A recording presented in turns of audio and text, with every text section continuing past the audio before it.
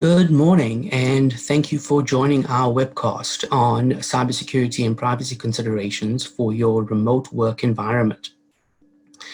Um, the reason for this particular webcast is really to take a look at the cybersecurity and privacy implications and some of the key risks that many organizations are going to facing and going to be faced with when moving to a remote work environment, especially if your organization is operating as a non-essential a service provider at present.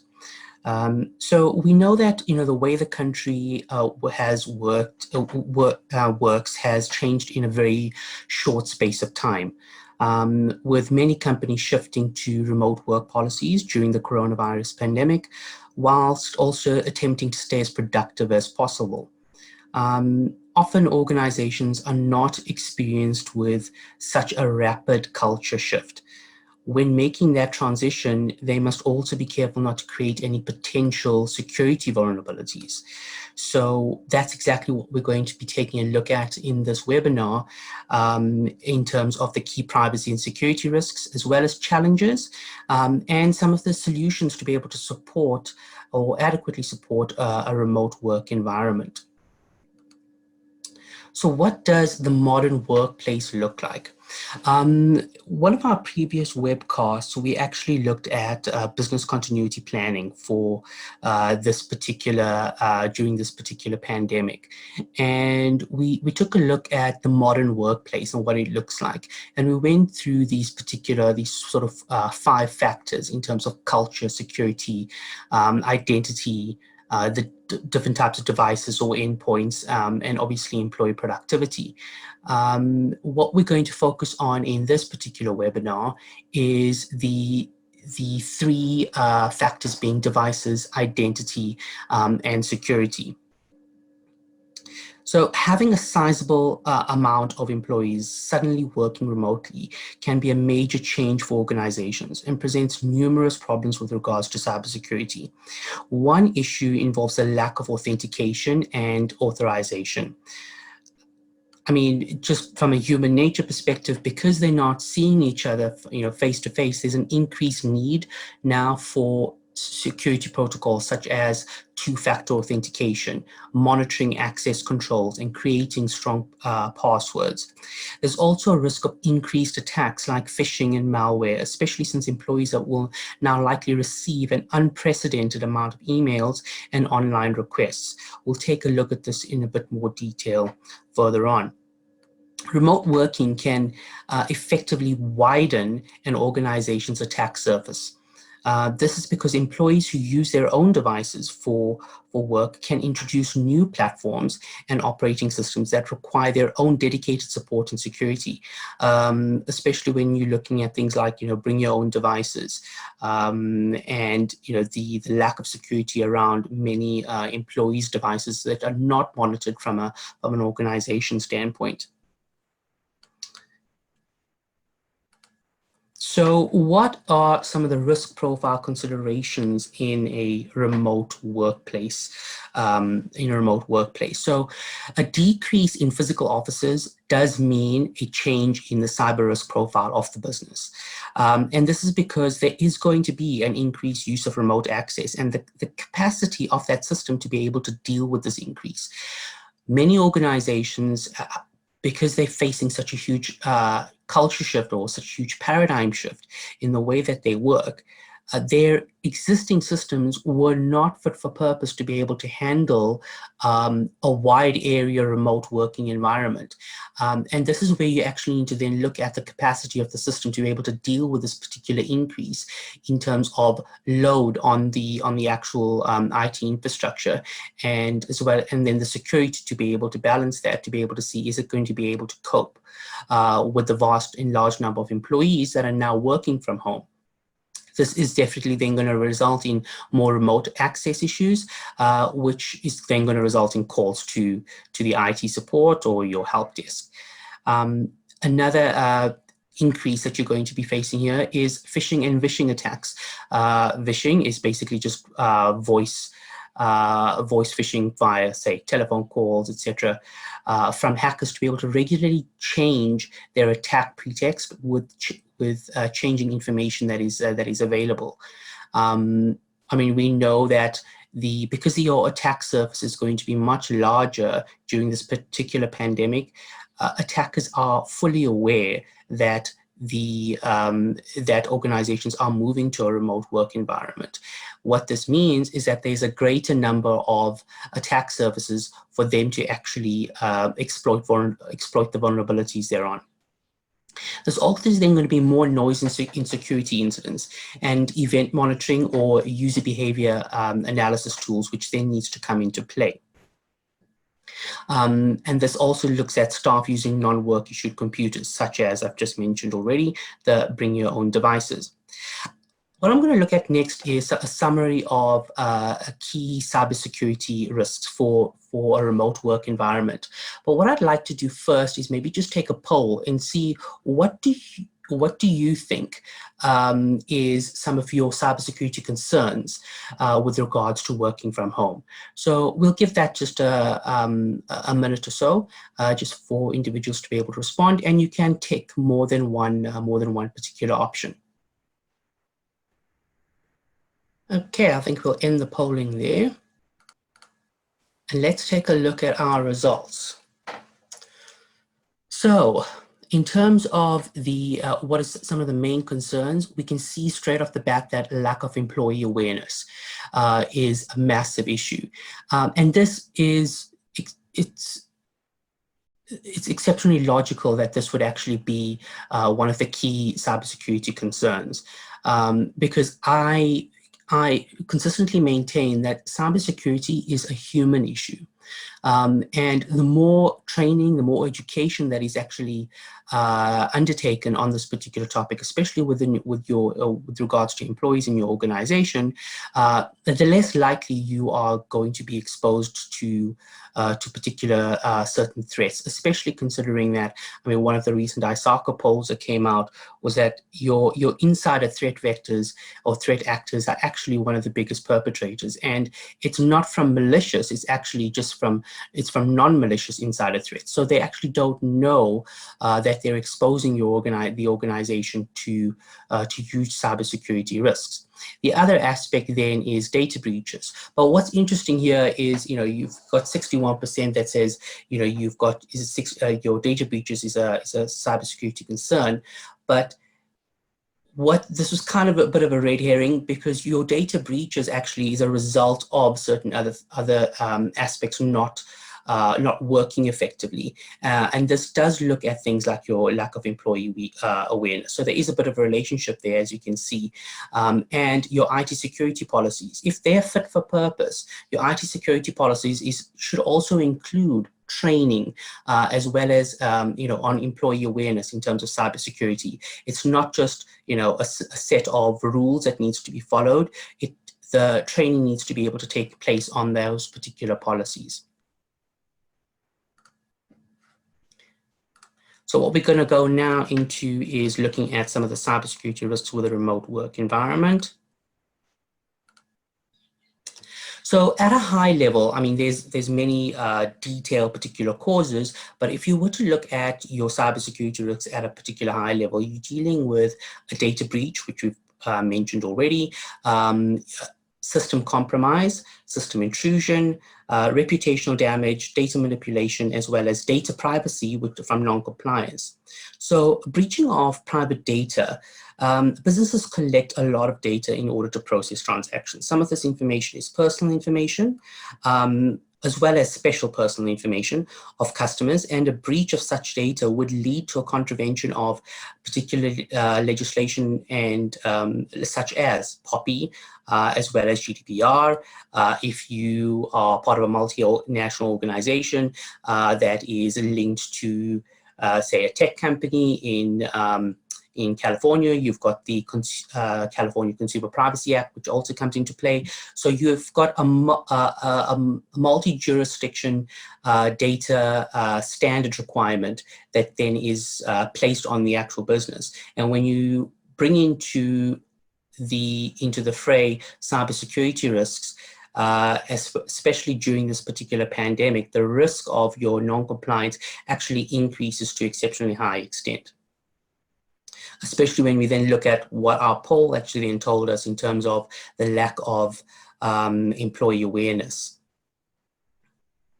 So when we look at things like your reputational damage, so I mean, once a business loses trust of the customer, this means that the customers may also decide to discontinue their business, which would ultimately lead the business to demise.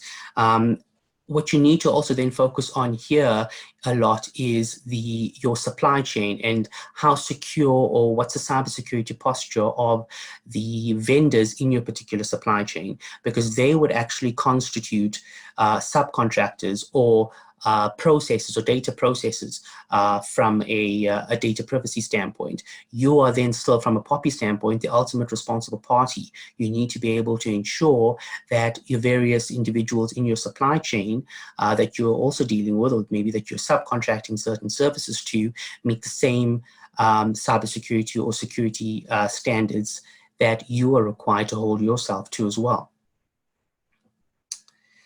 When you look at a system compromise, so this is where you have a perpetrator that may gain access to the business's systems, and this is to exploit system vulnerabilities, which then obviously then cause them to crash. Linking into a system intrusion where the same perpetrator could gain access to the business system with the intent to observe activities of the business so that they can gain access to sensitive information such as, key business strategies, intellectual property, etc. And then this goes into data manipulation. So your perpetrator, once they gain access to the business system with a malicious intent, such as to compromise the integrity of the data used by the business for processing of transactions. This also then looks at data availability, because when you then bring into the fray certain types of ransomware, which the ransomware, especially during this particular COVID-19 pandemic, has actually increased. We'll talk about this a bit, I think, on the next slide. There's more different types of ransomware that's actually being designed to be able to lock individuals or company systems down, preventing data availability.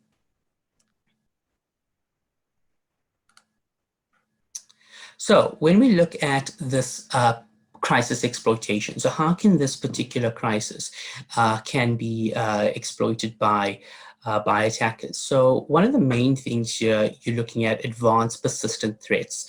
Now, advanced persistent threat groups are using the COVID-19 pandemic as part of their cyber operations. These cyber threat actors will often masquerade as trusted entities. Their activity includes using the virus or virus-themed phishing messages or malicious applications, and as trusted entities that they may have previously compromised. Their goals and targets are consistent with long-standing priorities, such as espionage and a hack and leak operations. Cyber criminals are using the pandemic for commercial gain, deploying a variety of ransomware and other malware. Both the APT groups and cyber criminals are likely to continue to exploit the COVID-19 pandemic over the coming weeks and months. What we have seen over the last few months is definitely an increase in the number of phishing events with regards to with COVID-19 as the subject. So that would come in as the subject emailer. We'll take you through a couple of examples like that now. And obviously those type of phishing emails are then used to be able to distribute malware, and then the social engineering that is then involved, because you can't have the phishing without social engineering. The cyber criminals are highly advanced, and they need to be able to understand who they're actually sort of targeting, and the wording of emails, etc., are geared around that. A bit later on, when we look at how to support your remote environment, we'll look at some of the key things that individuals can actually look out for, in particular phishing emails. Another area that you're looking at is registration of new domain names with the COVID-19 or coronavirus. The individuals are constantly online, searching for the latest news, searching for the latest updates on this particular pandemic. What this means is that you're going to have attackers that are now creating websites with with new names to be able to lure you to those particular websites. Once you're on the website and you click on particular links, you are then going to obviously then download the particular malware onto your device. And this is unknowingly, especially when you're looking at certain attachments that is going to be loaded on the actual website itself. And attacks also against remote access and teleworking infrastructure. So this is looking at things like your particular communication protocol platforms that is being utilized, Zoom, Microsoft Teams, Google Meet, etc. And the other aspect of this then is how secure is the actual remote access network connections between your employees who's now working from home to your company infrastructure? Are they accessing it through VPN, or are they doing it through an unsecure remote desktop client? Some of the examples that we're going to look at is, so there has been a malicious app which seems to indicate that it can actually provide a real-time coronavirus outbreak tracker, but instead it tricks the user into providing administrative access to install what's called a COVID lock ransomware on their actual device. A similar item has been doing its rounds, being sort of a fake World Health Organization app. And that's actually what it's there to do. Once you've actually installed the app, it's installing the ransomware on your particular device. And then when you're looking at types of subject lines that is coming up in terms of your phishing emails, coronavirus update, 2019 nCoV, coronavirus outbreak in your particular city. A lot of these type of phishing emails will have things like an emergency. It's going to prompt some sort of urgent response in the particular email. That is the type of language and social engineering that is being employed with regards to the phishing emails. The other area then is the remote work infrastructure. So since the move to a remote work environment, there's been a rapid deployment of new networks such as VPNs, etc. When these new networks are being deployed, especially in a very short space of time, organizations stand the risk of not making the correct security configurations on the VPN clients that the organizations have started to use. What this means is that the level of encryption between an employee sitting at home, if they are connected via VPN to your particular network, is basically negligible. If the correct security configurations are not taken into consideration. And this also includes firmware and the latest security patches when it comes to VPNs. The other aspect then is the communication platforms. So there's definitely been an increase in communication platforms such as Zoom and Microsoft Teams. What attackers are doing at the moment is that they're using these particular platforms to engineer their phishing emails around those platforms and incorporate it into their social engineering in terms of the phishing emails, such as putting in certain common words such as a Zoom, US Zoom, .exe files. It'll include maybe Microsoft Teams, because individuals now are becoming used to operating on these particular platforms. When a particular invite comes through, they're going to think it's a Zoom invite or Microsoft Teams invite, but they're not going to look at the particular links that is now sitting in that particular invite. Click on the invite and Bob's your uncle, essentially. You've actually got that's when the virus is then downloaded.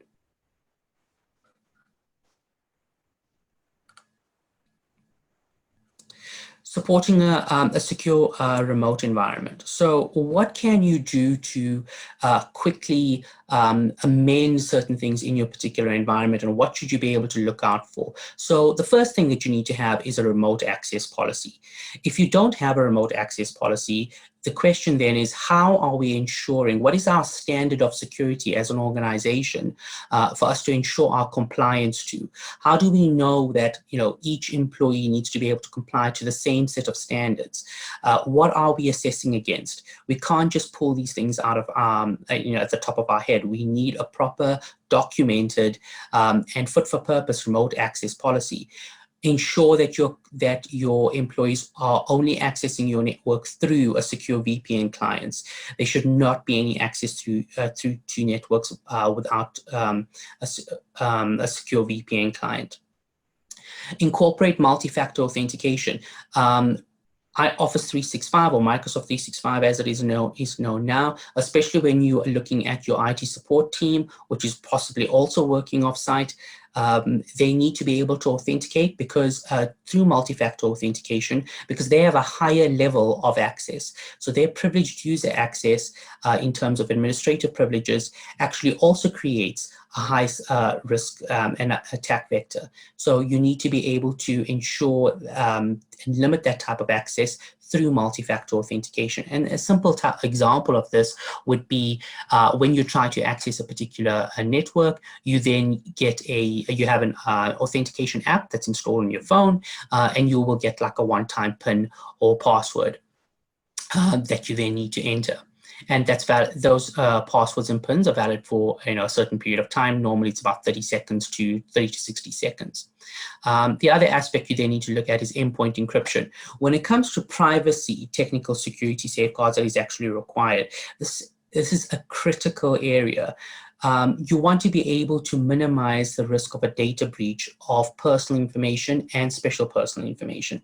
And the way you're really going to do that right off the bat is by incorporating an adequate level of endpoint encryption, especially around laptops. So deal with your endpoint first, being your laptops, and then move on to your mobile phones, which is definitely an increasing attack vector there, or attack surface.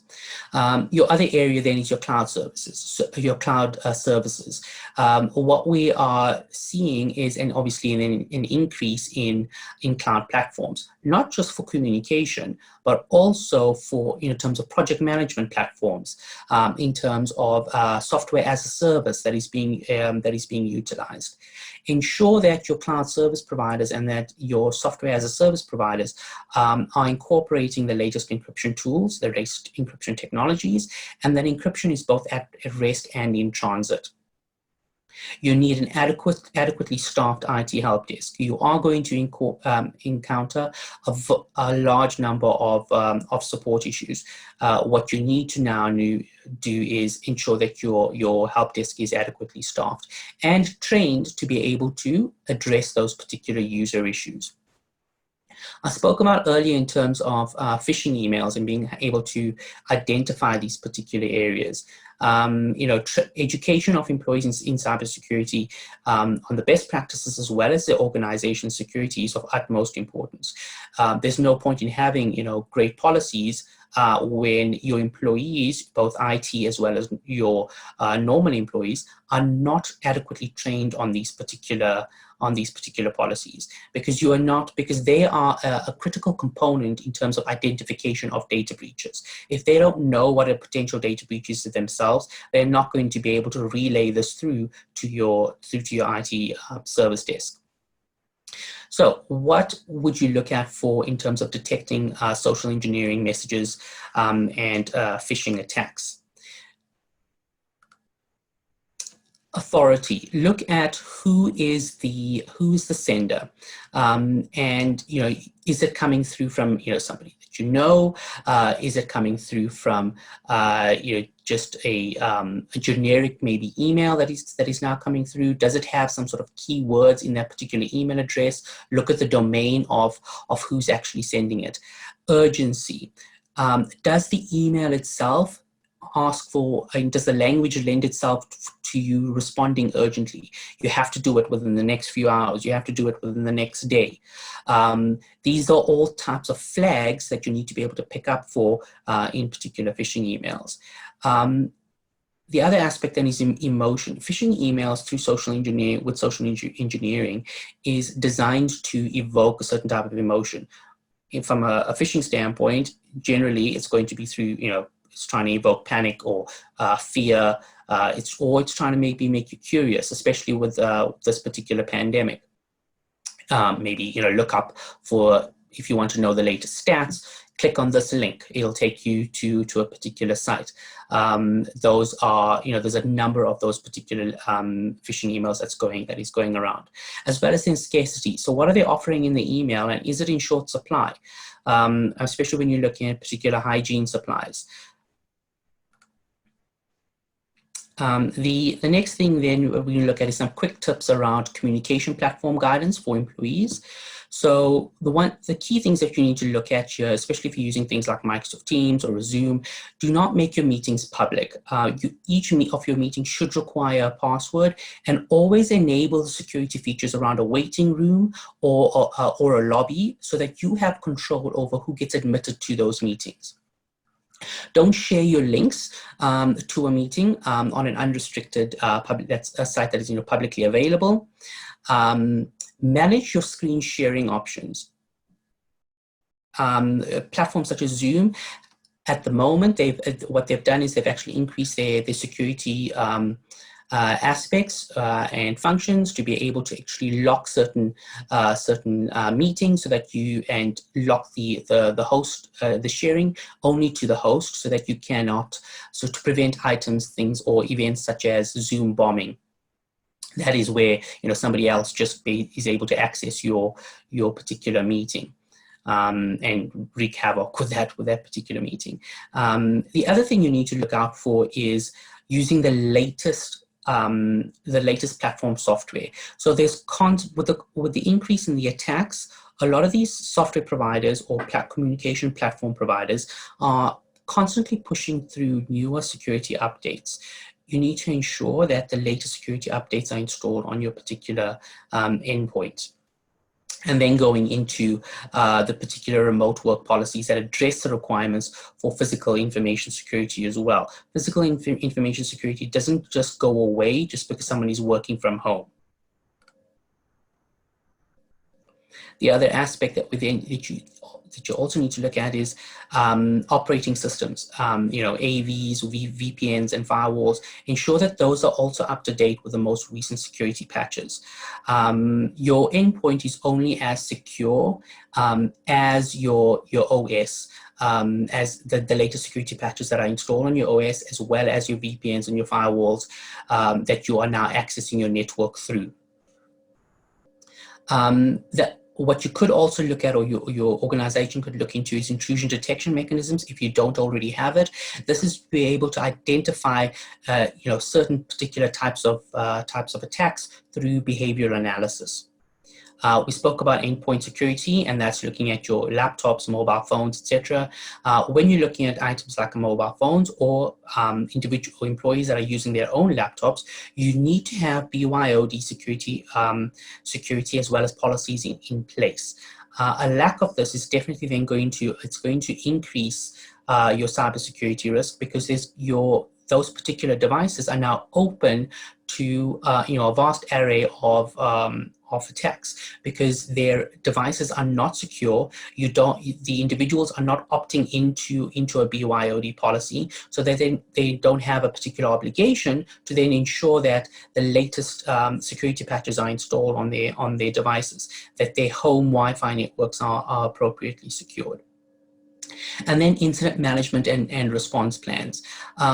There's no point in having cybersecurity policies and configurations of the greater systems when you don't have an incident management response plans to be able to identify a data breach. No system in the world is going to be 100% foolproof to a particular data breach. That is the reason why incident management response plans actually exist, to be able to identify a particular data breach and then take it all the way through to your resolution and remediation. and adequately manage the data subjects' rights as well in terms of data privacy.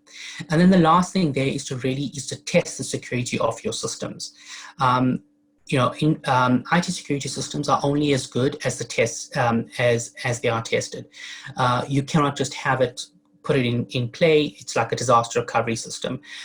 You design your disaster recovery system, but you've never tested it, so you're not actually going to know whether it works or not. The same with your security systems. You need to be able to know where the potential loopholes, and you're only going to figure this out when you actually test it.